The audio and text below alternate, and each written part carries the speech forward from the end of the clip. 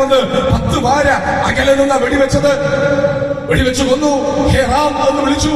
അപ്പൊ ചില ആളുകൾ പറയുന്നു, കഴിഞ്ഞ ദിവസം ആ രാമനെയാണ് ഗാന്ധിജിക്ക് രാമനുണ്ടായിരുന്നു. ഗാന്ധിജിയുടെ രാമനുണ്ട് പ്രിയമുള്ളവരെ. ഗാന്ധിജിയുടെ രാമരാജ്യം, ആ രാമരാജ്യത്ത് എന്തില്ല?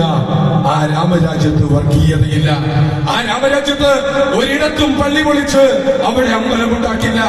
ആ രാമരാജ്യത്ത് ഒരിക്കലും ബിൽക്കീസ് ബാനുവിനെ ബലാത്സംഗം ചെയ്യില്ല. ആ രാമരാജ്യത്ത് ഒരിക്കലും 400 ചില്ലാനും പള്ളികൾ തകർക്കില്ല. ആ രാമരാജ്യത്ത് ഒരിക്കലും മൃതശരീരങ്ങൾ മോർച്ചറിയിൽ വെക്കാൻ സമ്മതിക്കില്ല. ആ രാമരാജ്യത്ത് ഒരിക്കലും കാലി കൊണ്ടുപോകുന്നവരെ തല്ലിക്കൊല്ലില്ല.